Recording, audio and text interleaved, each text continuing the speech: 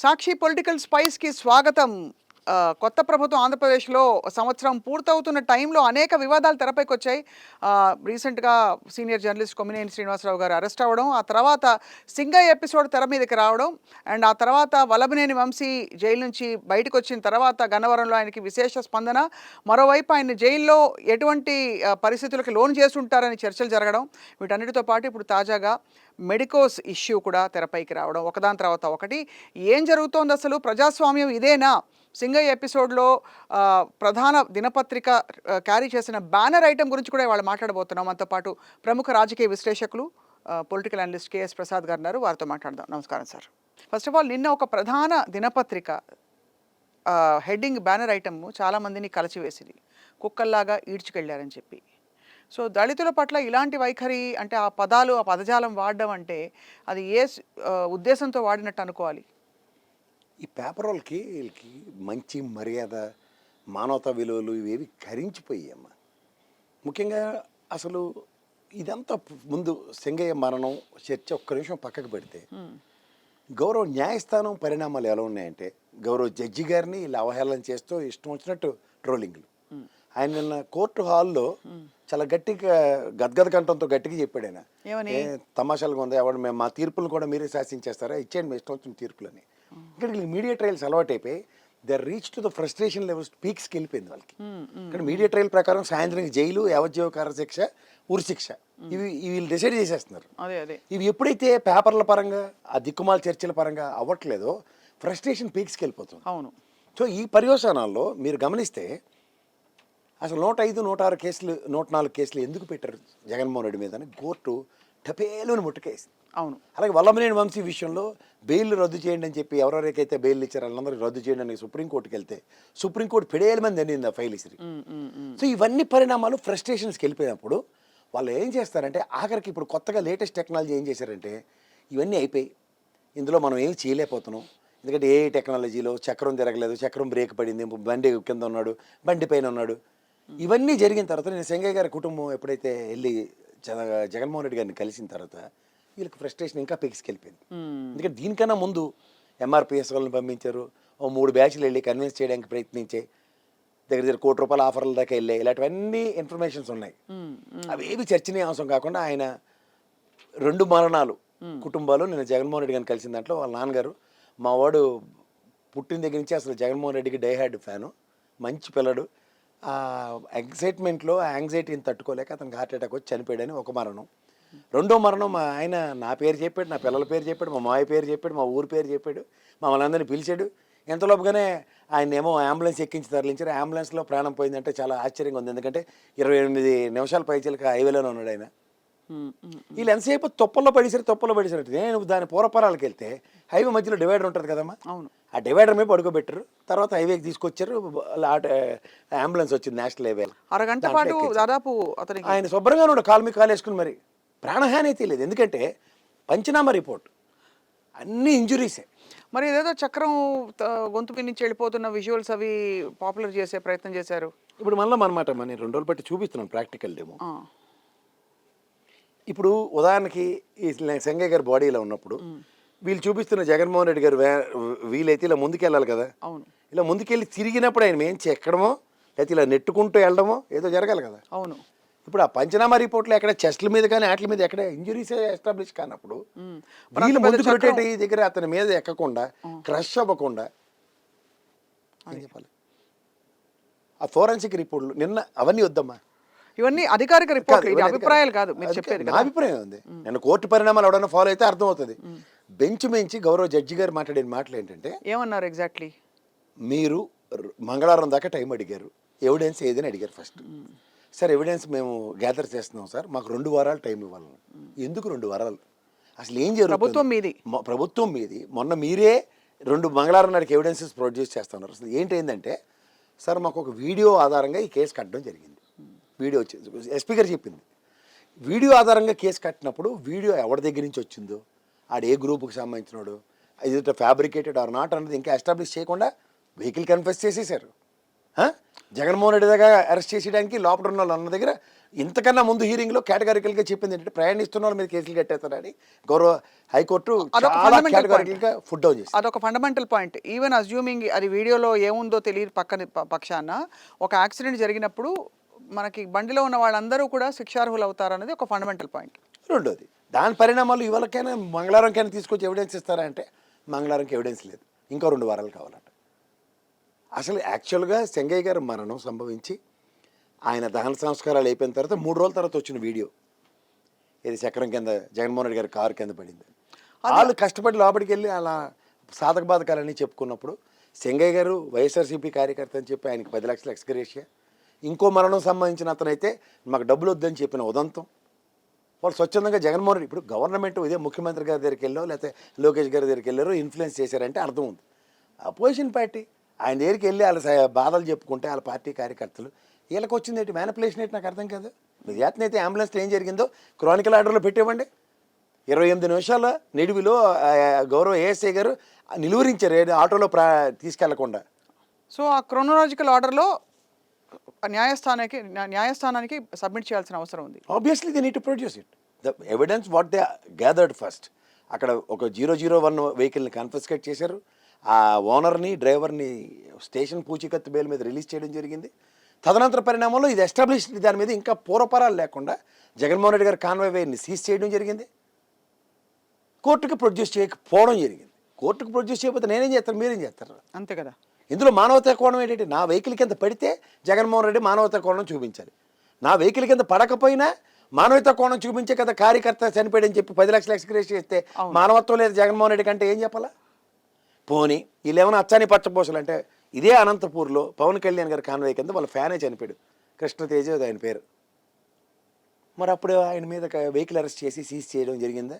ఆ మాటకు వస్తే అది ఎప్పుడు 2018లో అప్పుడు జగన్మోహన్ రెడ్డి గారి ప్రభుత్వం కాదు, చంద్రబాబు నాయుడు గారితో విభేదించిన పవన్ కళ్యాణ్ కదా 2018 ఎలక్షన్ అంటే. మరి అప్పుడు ఎందుకు ఆయన అరెస్ట్ చేయలే అంటే ఇది ఒకటి ఉండు. ఇదే చంద్రబాబు నాయుడు గారి కాన్వాయ్లో 2014-13 అనుకుంటా ఆ టైంలో 14-16 టైంలో ఒక 75 సంవత్సరాలు వృద్ధురాలు చనిపోయింది, ఇంకొక ప్రభుత్వ ఎంప్లాయీ చనిపోయాడు. అప్పుడేమైనా వెహికల్ సీజ్ చేశారా? చంద్రబాబు గారి మీద కేసు ఉందా ఎప్పుడేమైనా కాన్వాయ్లో? చెప్పమ్మా. కానీ ఇక్కడ కాబట్టి మీరు అనేది ఇక్కడ ఫండమెంటల్గా ఎస్టాబ్లిష్ అవ్వాల్సిన అవసరం ఇంకా ఉంది, అది ప్రూవ్ అవ్వలేదు. అసలు ఎందుకు ఎక్కడి నుంచి వచ్చింది ఆ వీడియో సోర్స్ ఏమిటి? సోర్సే ఏఐ టెక్నాలజీ. ఈ రోజు ఉన్న మీడియా టెక్నాలజీలో ఎవడైనా నీ పక్కన చిరంజీవి గారిని కూర్చోబెట్టి ఒక ఇంటర్వ్యూ నేను చేస్తారు, అదని పెద్ద ఎంత. కానీ సింగయ్య గారి మరణం ఎలా మరి సంభవించినట్టు? అది సహజ మరణమా అసహజ మరణమా అన్నది యాక్సిడెంటల్ డెత్ అన్నప్పుడు గౌరవ ఎస్పీ గారు ఫస్ట్ చెప్పిన దాన్ని పంచనామా రిపోర్ట్లో ఫస్ట్ చెప్పింది ఏంటి, ఆయనకి షోల్డర్ ఇంజరీ అయింది అన్నారు.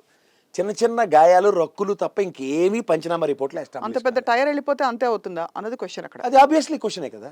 పైపచ్చి ఫస్ట్ ఆయన ఎస్టాబ్లిష్ చేసింది ఏంటి, ఒక కాన్వాయ్లో వెళ్తున్న వెహికల్ ఆయనకి తగిలి పక్కన పడ్డాడు. అది వాస్తవం కూడా, ఎందుకంటే అతనికి అంత సీరియస్ ఇంజురీ అయితే 9 పట్టుకుని ఆయన్ని అంబులెన్స్ ఎక్కిస్తున్నప్పుడు, అసలు అంబులెన్స్ కూడా మీరు గమనిస్తే లేదో మన సెట్విన్ బస్సులను ఆటోలు చూడండి రోడ్డు పక్కన రెండు అని ఎక్కించుకుంటాం, అలా అటుపక్క నిలబడి ఉంది. అసలు ఎలాంటి కేసెస్లో ఎలాంటివి ఉంటాయి, అంబులెన్స్లో ఆపోజిట్ డైరెక్షన్లో కూడా వస్తాయి కదా అంబులెన్స్లు బ్లో చేసుకుంటూ, అది కూడా నేషనల్ హైవే అంబులెన్స్ అంటే ఫుల్లీ ఎక్విప్డ్. అతని సహజ ఆక్సిజన్తోనే 28 నిమిషాలు బతికేడున్నప్పుడు లోపలికి వెళ్ళినప్పుడు ఆక్సిజన్ సిలిండర్లు అన్నీ ఉండి ఎక్విప్డ్ దీంట్లో ఉన్నప్పుడు ప్రాణహాని ఎలా వస్తుంది? ఖచ్చితంగా క్వశ్చనబులే కదా అది. అంతే అంతే. ఇది రేపు పొద్దున్న నేను ఒకటే చెప్తున్నా, పంచనామా రిపోర్ట్తో ఆల్రెడీ ఎస్టాబ్లిష్ అయ్యింది గౌరవ న్యాయస్థానంలో. వీళ్ళు పోస్ట్ మార్టం రిపోర్టు ఫోరెన్సిక్ రిపోర్టులు 2 ఇచ్చిన తర్వాత బేరీజ్ చేసుకుంటే గౌరవ జడ్జి గారు సుమోటో కింద వేరే విధంగా ప్రశ్నించబడుతుంది. ఇది దానికి చెంగయ్య గారి భార్య అక్కర్లే, చెంగయ్య గారి భార్య ప్రశ్నించిన ఉదంతంలోనే మర్మం క్లియర్గా అర్థమవుతుంది. అవును. ఇది అంటే ఇలాంటి ఒక ఉదంతం జరిగిన తర్వాత కుక్కల్లాగా ఈడ్చుకెళ్ళారని రాయడంలో ఆంతర్యం ఏంటి? నేను చెప్తుంది అదేనమ్మా, నేను నువ్వు కాదు ఎత్తుకెళ్ళింది గౌరవ పోలీస్ డిపార్ట్మెంట్కి సంబంధించిన 3. అది ఆ వీడియో ఫుటేజ్ చూడండి, అంబులెన్స్లో తరలిస్తున్నప్పుడు. అంటే పోలీస్ డిపార్ట్మెంట్ వాళ్ళు పనిచేసింది కూడా వాళ్ళని కూడా మనుషులను అలా ట్రీట్ చేస్తారన్నది కోణంలోనే వాళ్ళు మీ ప్రభుత్వమే. అవును, మీ ప్రభుత్వంలో ఎస్సీ ఎస్టీ వాళ్ళకి ఎలా ట్రీట్మెంట్ ఇస్తారో మీరే చెప్తున్నారు. అవును. దాంట్లో జగన్మోహన్ రెడ్డి ఏం చేస్తాడు? బాధ్యత తీసుకుని బాధ్యత వహించిన ఎస్ఐ గారు, ఆ గౌరవ ఎస్ఐ గారు బాధ్యత వహించి ఆ అంబులెన్స్లో తరలించడం కుక్కను ఎత్తుకెళ్ళినట్టు ఎత్తుకెళ్ళారు మీరే రాస్తే ప్రభుత్వం మీ ప్రభుత్వాన్ని మీరే అవహేళన చేసుకుంటున్నట్టు.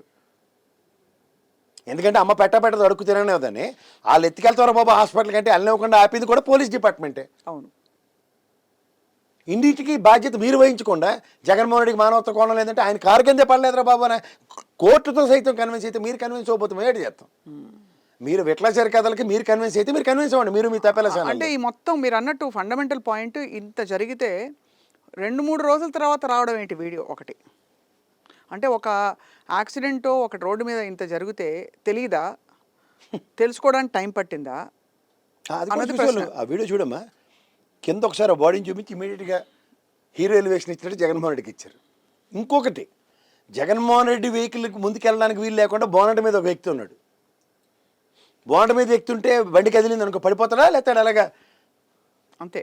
అదొకటి. రెండోది ఏంటంటే వీడియో తీసిన అతను ఆ వీడియో ఎవరైతే తీశాడో 3 రోజులు ఊరుకున్న తర్వాత ఇచ్చుంటాడా? ఏదైనా యాక్సిడెంట్ అయిపోతే ఇప్పుడు ఏదైనా అవని ఒక మీ సాక్షి ఛానల్తే లైవ్ పెట్టింది, మీతో పాటు చాలా ఛానల్ లైవ్ పెట్టే, ఎవడైనా ఒక లైవ్ ఫుటేజ్ ఎందుకు ఇవ్వలేకపోతున్నాడు? ఎన్నాళ్ళు చచ్చిపోతాయి. మరి మీ తపేలా ఛానల్ ఇదే పని మీద ఉన్నాయి కదా. అలాడైతే పులిహార రాజు అయితే పౌడర్ డబ్బోడు అయితే తెల్లారు లేచి పులిహార కలుపుతూనే ఉంటాడు కదా. మరి పులిహార ఛానల్లో దగ్గర అట్లీస్ట్ వీడియో లైవ్ ఫుటేజ్లో గో ఇక్కడ ఇలా సో టైమే కదా. ఇది ప్రాథమిక అంటే ఇది ఎందుకు కలవర పెడుతోందంటే ప్రసాద్ గారు, ఒకటి ఖచ్చితంగా సింగయ్య మరణం ఎలా సంభవించినా కూడా చాలా దుర్మరణం అది. అది ఖచ్చితంగా ఆయన ఒక ఆత్మశాంతి లోటు, ఆ కలగాలి. కుటుంబానికి లోటు, అది అవాయిడ్ చేయలేని పరిణామంగా అది జరిగింది. దానిపై ఈ కుక్కలాగా ఈడ్చుకెళ్లారనే ఆ పదజాలం అన్నది కొంతమంది నిజంగా ఆలోచింపజేసింది. ఏమిటిది ఇలా ఇలా రాశారు ఏమిటని. వీటితో పాటు సైమల్టేనియస్గా వల్లభనేని వంశీ గారు రీసెంట్గా బయటికి రావడం, గన్నవరం రావడం, ఆయనకి ఇప్పటికీ అదే ప్రజాదరణ లభించడం. కానీ ఆయన రిమాండ్లో ఉన్నప్పుడు జరిగిన 140 రోజులు రిమాండ్లో ఉన్నాడు. జరిగిన పరిణామాలపై కూడా విపరీతమైన చర్చ జరుగుతుంది. ఏం జరిగాయి సార్? ఏదైనా జరగచ్చు, పుస్తకం రాయమనండి ఆయన. ఎందుకంటే నందిగాం సురేష్ గారు రికార్డ్ అయితే ఆయన బ్రేక్ చేయలేదు. 151 రోజులు ఉన్నాడు ఆయన. తర్వాత రెండో విడతగా 45 రోజులు ఉన్నాయి. వీళ్ళు ఇప్పుడు తలుచుకుంటూ రెండోసారి ఆయన జైల్లో పెట్టినా నేనేమో ఆశ్చర్యపడను. అలాగే ఉన్నాయి పరిణామాలు. నాకు తెలిసి గన్నవరం, మైలవరం లాంటివి రెండు సామాజిక వర్గ పరంగా ఎప్పుడైతే పీఠాలని తెలుగుదేశం పరంగా కాంకర్ చేయలేని దగ్గర, if my prediction is not wrong, నాకు తెలిసి వాళ్ళ వైఫ్ నిలబడతారు. ఎందుకంటే కడప నియోజకవర్గంలో చూడండి, దుర్భేజ్యం అన్న దగ్గర శ్రీనివాసరెడ్డి గారిని కాదని వాళ్ళ భార్యకి మాధవ్ గారికి ఎప్పుడైతే ఇచ్చారో కడప తెలుగుదేశం ఎలా గెలిచిందో, ఈసారి ఎక్స్పెరిమెంటల్ మాడ్యూల్లో if my prediction is not wrong ఆవిడ నిలబడతారు. ఎందుకంటే మొక్కమని ధైర్యం ప్రదర్శించింది ఆయన జైలుకి వెళ్ళినప్పుడు, సర్వం తానే ముందు నడిపించింది. సో ఖచ్చితంగా ఆవిడకి ప్రాబిలిటీస్ ఉన్నాయి. జగన్మోహన్ రెడ్డి గారు ఖచ్చితంగా ఈసారి ఆ ప్రాస్పెక్ట్లో ఆలోచిస్తారని కూడా నేను అనుకుంటున్నాను. జైల్లో సార్ మరి ఏ విధమైన పరిణామాలు ఉండుండొచ్చు? ఏమీ ఉండవు, ఉత్తిన బయట ఆడవాడే తప్ప. అంతేనా? అంత సీన్ లేదు వాళ్ళకి, ఏమి ఉండదమ్మా. లోపలికి వెళ్ళిన తర్వాత వాళ్ళకి బేసిక్స్ ఏవైతే ఉంటాయో అవన్నీ ఉంటాయి. మీరు సినిమాల్లో లాగా ఊహించుకోకండి. కానీ ఎక్కడో అతను ఇల్ట్రీట్ చేసినట్టు చెప్పిన సందర్భాలు కూడా మనకు వినిపిస్తున్నాయి. కొంత ఉంటుంది. కొంతమంది పొలిటికల్ కంపల్షన్స్లో కొంతమంది ఓ set of people they are acting somebody whims and ఫ్యాన్సీస్ని జస్టిఫై చేస్తున్నారు. ఆ దురదృష్టకర ఘటన వంశీ గారికి కూడా అట్రిబ్యూట్ అయ్యి ఉండదు. కానీ in spite of all these things లోకల్గా ఆయనకి ఏమాత్రం పట్టు తగ్గినట్టయితే కనిపించట్లేదు. ఎందుకు తగ్గుతుంది? స్థానిక leader is been there from years together in the same constituency, established with family background ఉన్న వ్యక్తి. సో ఏమవుతుంది? పరిటాల రవి దగ్గర నుంచి రాజకీయాలు చేస్తున్న వ్యక్తి అతను. సో ఆయన ఏమి చిన్న చెత్తక మనిషి కాదు, బై వృత్తిరీత్యా డాక్టర్ కూడా. నాకు తెలిసి అందుకే నేను ఇందాక నుంచి చెప్తుంది అది, వంశీ గారు ఎంపీ క్యాండిడేట్ కింద ఎస్టాబ్లిష్ అవుతా వాళ్ళ భార్య గారికి టికెట్ వచ్చే ఛాన్స్ అయితే ఉన్నాయి ఎమ్మెల్యేకి. ఎందుకంటే ఎంపీ టికెట్ వ్యాక్యూమ్ ఉంది అక్కడ. కేశినేని నాని గారు ప్రత్యక్ష రాజకీయాలకు చాలా దూరంగా ఉన్నారు ఇప్పుడున్న సినారియోలో. సో ఎంపీ నియోజకవర్గం ఇది రెండు ఎస్టాబ్లిష్ చేసుకోవాలంటే this the best option where you can explore. Correct. But issues ఎక్కడితో ఆగట్లేదు. ఆగకూడదు మనకి. ఇంకా లిస్టులో పేరు నాని ఉన్నాడు, కొడాలి నాని ఉన్నాడు, ఆయన ఎవరు మన చంద్రశేఖర్ రెడ్డి గారు ఉన్నారు, దూరంపూడి చంద్రశేఖర్ రెడ్డి గారు ఉన్నారు, మన అంబటి రాంబాబు గారిని కూడా ఎత్తేనే కానీ వాళ్ళకి మనశ్శాంతి ఉండదు. వీళ్ళందరితో పాటు గట్టిగా రోజమ్మను కూడా వేస్తేనే కానీ వాళ్ళకి ఆత్మ సంతృప్తి చెందదు. చిన్నపిల్లల ఆత్మ అసలు సంతృప్తి అంటే దానికి ఏంటి ఛార్జీలు వెతికి ఏదైనా ఎతుకుతారమ్మా. తిరుపతిలో కొబ్బరి చెప్ప రోజమ్మ కొట్టినప్పుడు ఎగిరి కోతికి తగలిపోయి మనిషికి తగిలింది, మనిషికి వాళ్ళ ఆత్మాభిమానం దెబ్బతినింది, దానివల్ల అది కన్నుపోయిందని. మొన్నోడు చూడు రాయచూడు శ్రీకాంత్ రెడ్డి ఎలక్షన్ అయిపోయిన తర్వాత ఎవడో దీపాలతో పాటలు కలిస్తేట వాళ్ళ అమ్మ నాన్న మీద కూడా కేసెట్టిన ఉదంతాలు ఉన్నాయి. సో అలాంటి పరిణామాలు చూస్తున్న దగ్గర రైట్ వాళ్ళు కొబ్బరి చెప్పలతో కూడా కొంచెం జాగ్రత్తగా ఉంటే రోజమ్మకు కూడా కేసులు కట్టకుండా ఉంటారు. చేత ఎవరు అతిథులు కాదు, వాళ్ళ దగ్గర పిచ్చోడి చేతిలో రాయి టైప్లో ఇచ్చారు. కానీ ఎంతకాలం చేస్తారు అలాగే? ఎందుకంటే ఎంతకాలం ఎప్పటికో ఉంటే అంతకాలం అప్పటికి చేయడానికే ఇప్పుడు సిద్ధపడి ఉన్నారు. ప్రభుత్వానికి వాళ్ళకి ఒక అవకాశం ఇచ్చారు కదా, ఇచ్చారు. జనం ఇచ్చారు కదండి ఒక అవకాశం. ఏమని, మాకు మీ హయాంలో మీరు ఏం చేసి చూపిస్తారో మీరు చెప్పిన హామీలు నెరవేర్చండి, మా జీవితాలు బాగు చేయండి అని ఒక ఎక్కడ ఉన్నారు మరి? ఆపర్చునిటీ ఇంకే ఇచ్చారు కాలంలో కదండి. ఉన్నారు మీరు? కొంచెం అప్డేట్ అవ్వండి. ఎందుకంటే 2014 నుంచి 19 దాకా వాళ్ళకి ఏం చేయలేదని చెప్పి 23 స్థానాలు ఇచ్చి కూర్చోబెట్టారు. దురాశ దుఃఖాన్ని చేయటానికి కథ నమ్ముకున్న ప్రజలకి ఈ 3000 ఎత్తండి, ముక్కుని మూలుక్కుని ఇంకో 500 పెంచుతాడు, ఇంకో 500 పెంచుతాను అంటున్నాడు జగన్మోహన్ రెడ్డి. వీళ్ళైతే 4000 ఇస్తారు. ఆ అబద్ధాలు నమ్మితే నువ్వేం చేయగలవు, నేనేం చేయగలను? ఇంటిల పాదికి కుచేల సంతానంలో కలకల్లాడుతున్న పిల్లలందరికీ ఈడికి 15,000 ఈడికి 15,000 అన్నట్టు నమ్మారు. ఇంట్లో ఉన్న ఆడపిల్లలందరికీ నీకు 18,000 నీకు 15,000 18,000 వస్తాయనగా నమ్మారు. గుడ్డే చేల్లో పడినట్టు ఎలక్షన్ ఓట్లు గుద్దారు. మనం ఏం చేస్తాం దానికి? ఆయన వాళ్ళు ఎత్తినోరు కొట్టుకుని చెప్పాడు జగన్మోహన్ రెడ్డి, మోసపోతారు భయ వెళ్తే ఏమవుతుందో ఇవ్వరు అని చెప్తున్నా. నమ్మారు. శుభ్రం కలకల్లాడుతున్న నెలకే 50,000 లక్ష రూపాయలు వచ్చేవాళ్ళు రైతులకి హ్యాపీగా ప్రభుత్వ పరంగా సాయం రూపంలో. వాళ్ళు తీసుకెళ్ళి 20,000 ఇచ్చేస్తాడని నమ్మితే ఏమైంది? అవతల రైతులకి వాళ్ళ తీవ్ర వ్యతలు ఎవరు తీర్చలేకపోతే మళ్ళీ జగన్మోహన్ రెడ్డి దిక్కు పొగాకు రైతులకి. ఇది నీకు ఒక సర్ప్రైజింగ్ ఎలిమెంట్ చెప్తా. నిన్న కర్ణాటక గవర్నమెంట్ కేంద్ర ప్రభుత్వంతో మామిడికాయలకి 14 రూపాయలు నెగోషియేషన్స్ చేసి తీసుకొచ్చి రాగలిగింది. మన చంద్రబాబు గారు వెళ్ళి కుప్పంలో 2 రూపాయలకి కుప్పలు పోసి రోడ్డు మీద పడేస్తుంటే ఆ పలుపు ఆరెంజ్లతో నెగోషియేషన్ చేసి 8 రూపాయలట. మరి ఇప్పటిదానికి ఎన్డీఏ గవర్నమెంట్లో మీరు ఎందుకు ఉన్నారు? ఇదే ఎన్డీఏ గవర్నమెంట్లో ఉన్న లేకుండా కాంగ్రెస్ గవర్నమెంట్ 16 రూపాయలు ఎంఎస్పీ తెచ్చుకోగలిగితే మీరేం చేస్తున్నారు? ఎందుకు తెచ్చుకోలేకపోతున్నారు? చేతకాంతాను చూపించిన గజెట్ డిస్ప్లే చేస్తాను చూడండి. ఎందుకంటే ఎప్పుడైతే కేంద్ర ప్రభుత్వానికి సంబంధించిన విషయంలో Karnataka Congress government dialogue open చేసి నెగోషియేట్ చేసి సక్సెస్ఫుల్ మాడ్యూల్ ఉన్నప్పుడు మీరేం చేశారన్నది ప్రశ్న. ఇది చాలా చాలా చాలా చాలా చాలా ఆశ్చర్యకరమైన విషయం అండ్ బాధాకరమైన విషయం.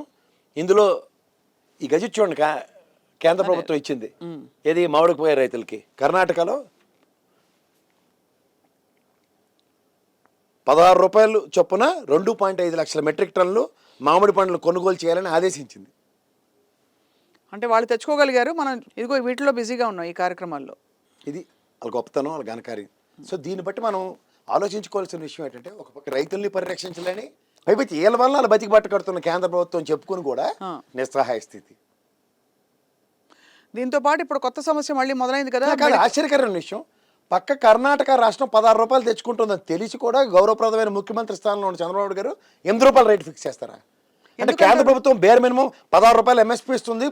ఎంత దూరం మా కుప్పంకి బెంగళూరుకి? ఉప ముఖ్యమంత్రి గారు కూడా ఉన్నారు కదా. ఆయన వదిలే వాళ్ళతో ఏమవుతుంది, వాళ్ళని పట్టుకుని వాళ్ళతో ఏదైపోద్దని భ్రమంలో మీరు ఉంటే ఉండండి, కానీ నేనైతే లేను. ఆయనకి సనాతన ధర్మం ఎక్కడ తెలుగు వాళ్ళు ఓట్లు ఉంటే ఆ టాస్క్లో ఉన్నాడు. తెలుగు వాళ్ళు ఓట్లకి బీజేపీ పరంగా ఎవడో చెప్తే వాళ్ళకి వేయించుకోవడానికి తిరుగుతుండే ఆయన. ఇక్కడ రాష్ట్రాన్ని గాలి కుదిరి ఇప్పుడు కూడా ఎక్కడికో మడకసేర అదేది మడకసేర కాదు మార్కాపురం పర్యటన చెప్పులును వాళ్ళకి వాళ్ళ మామిడి పళ్ళు అన్నం పెడతారట పిల్లలకి. అలాంటి ఉచిత దాన కార్యక్రమాలు తప్ప ఇంకేం ఉండవు ఆయనతో. అది దాని వెనకాతలు ఏదో ఉంటుంది. ఎందుకంటే గతంలో కూడా చెప్పులు ఇచ్చాడు ఆ మన్యం ప్రజలకి 350 జతలు ఎన్నోను. టక్కని 2 ఎకరాలు కొండ మాది వేపాడ కొండని 200 ఎకరాల కొండని ఎత్తేసారు ఎవరు అదాని వాళ్ళు. సో అలాంటివి వెనకాతలు మతలబులు ఉంటాయి. అంటే ఆయన గురించి అనవసరంగా డిస్కస్ చేసి లేనిపోని చెప్పకండి. సో నేను అంటుంది ఏంటంటే కోతవేట దూరంలో ఉన్న Bengaluru Karnataka Congress government can negotiate for 16 rupees MSP ఇచ్చి గ్యారంటీ మినిమం ప్రైస్ మేము ఇస్తున్నాం ప్రభుత్వం కొనండి అంటుంది. సో అలా దగ్గర 8 రూపాయలు నెగోషియేషన్ ఏంటో నాకు అర్థం కావట్లే. అంటే ఇప్పుడు ఈ సంవత్సర కాలంలో ఏమేమి జరిగాయి, ఏమీ కొత్త జరగలేదు, ప్రభుత్వం వచ్చిన ఒక పెన్షన్ అవడం తర్వాత తప్ప. అనే ప్రశ్న చర్చకు వస్తున్న టైంలో అక్కడ జగన్మోహన్ రెడ్డి గారి 2.0 పర్యటనలు మొదలైన టైంలో ఒక సింగయ్య గారి ఎపిసోడ్ వచ్చిన తెరపైకి. మళ్ళీ కాకుండా ఇదిగో ఇలాంటి సమస్యలన్నీ కూడా వంశీ గారి అరెస్ట్ తర్వాత వచ్చిన అనేక డెవలప్మెంట్స్ తర్వాత ఆయన అంటే ఇంకా ఆయనకి ఏ హింసలు జరిగాయనే చర్చలు జరగడం, వీటన్నిటితో పాటు వైసీపీని సపోర్ట్ చేస్తున్న వాళ్ళందరినీ కూడా ఎక్కడో అక్కడ చెక్ పెట్టే ప్రయత్నం చేయడం. కోర్స్ మెడికోస్ ఇష్యూస్ చూసుంటారు మీరు, జూనియర్ డాక్టర్ల ఇష్యూలు. దానికి ఏంటి సార్ పరిష్కారం ఏంటి? పరిష్కారం లేదన్నదే స్టేట్ గవర్నమెంట్ అది ఎస్టాబ్లిష్ చేయండి ఫస్ట్. దానికి పరిష్కారం మీరు నేను చాలా ఉన్నాయి మన దగ్గర. వాళ్ళకి స్టైఫండ్ ఇవ్వట్లే. దేశంలో ఎంతమంది డాక్టర్లని తయారు చేస్తుందో దేశం తెలుసు. నువ్వు చదువుకున్నప్పుడు ఎన్ని తెప్పలు ఉండేవి, ఎంతమంది ఉండేవారు అన్నమాట ఎంబీబీఎస్ క్వాలిఫైడ్ వాళ్ళు? 100లో ఉండేవారు. ఇప్పుడు 1000 లక్షల్లో ఉంటున్నారు. సో ఇలాంటి పరిస్థితుల్లో ప్రభుత్వ విధానాలు ఏమున్నాయి? వాళ్ళకి bear minimum 1 year 10 year government పరంగా స్టేట్ గవర్నమెంట్ పరిధిలో రూరల్ ఏరియాలో పనిచేయాలి అన్ని నిబంధనలు ఉన్నప్పుడు వాటిని తీసుకెళ్ళి వాళ్ళకి కనీస స్టైఫండ్ కూడా ఇవ్వకపోతే ఎలా బతుకుతారు వాళ్ళు? అంతే. ఎంతమందికి ప్రైవేట్ సెక్టర్లో జాబులు వచ్చేస్తున్నాయి, ఎన్ని హాస్పిటల్ వస్తున్నాయి ఒక పక్కన. సో ఇవన్నీ చూస్తున్న దగ్గర ప్రభుత్వం ఒక విషయంలో వాళ్ళకి దేని మీద ఒక విధమైన నిర్దిష్టమైన ఒక దిశానిర్దేశం వాళ్ళు చేసుకోవట్లేదు. అవును. ఏదో చూడండి, ఈరోజు పేడ తట్ట రేపు ఇసుక తట్ట ఎత్తుకుని తిరిగేస్తున్నారు. కాలక్షేపం కార్యక్రమంలో రోజు జగన్మోహన్ రెడ్డి గారిని ఆడిపోసుకుంటూ కాలక్షేపం చేస్తున్నారు. చేసుకోమనండి, ఎవరికి నష్టం? మరి ఈ ఈ లెక్కన ఇష్యూస్ అన్నీ ఒకదాని తర్వాత అలా అక్యుములేట్ అవుతున్నాయి. ఆల్రెడీ బ్యూరోక్రాట్ వ్యవస్థ తిరగబడే సిద్ధంగా ఉంది. ఎందుకంటే సీజ్ ద షిప్ అని వెళ్ళాడు. ఏది 12 కిలోమీటర్ ఇండియన్ నాటికల్ మైల్స్ దాటి వెళ్ళిన దగ్గర అక్కడికి వెళ్ళి సీజ్ ద షిప్ అన్న పర్యవసానాల్లో ఆంధ్రప్రదేశ్ ప్రభుత్వం పెనాల్టీ పే చేసింది. ఆ కాన్సిక్వెన్సెస్లో గౌరవ అధికారిని ఇమ్మెన్స్ ప్రెజర్ పెట్టి నెగిటివ్ రిపోర్ట్ రాయమని చెప్తున్నారు. అతనేమో నాతో కుదరదు, రాజీనామా చేస్తానంటే పాపం డీజీపీ గారే, గౌరవ డీజీపీ గారు బతిమాలుకొని లాంగ్ లీవ్లో పంపించాడు అతన్ని. నిన్న సిద్ధార్థ కౌశల్ గారిని చూస్తున్నాం. ఆయన ఏకంగా రాజీనామా చేసి తీవ్ర ఫుడ్ డౌన్ చేసే దగ్గర పర్సనల్ రీజన్స్ అని బతిమాలు చెప్పించుకునే పరిస్థితి వస్తుంది. DoPT and minister of home affairs దీంట్లో ఇన్వాల్వ్ అవుతుంది అది దగ్గరలో. ఈ కాన్సిక్వెన్సెస్ ఎక్కడికి లీడ్ అవుతాయి చూడమండి. నేను ఇవాళ కూడా చెప్తున్నాను అథెంటికేటివ్గా, సిట్ ఆఫీసర్స్ ఎవరైతే లెక్కర్ స్కామ్లో పనిచేస్తారో అతి దగ్గరలో లాంగ్ లీవ్లో వెళ్తున్నారు ఇద్దరు ఆఫీసర్స్. రాసుకోండి, నేను ముందే చెప్తున్నా.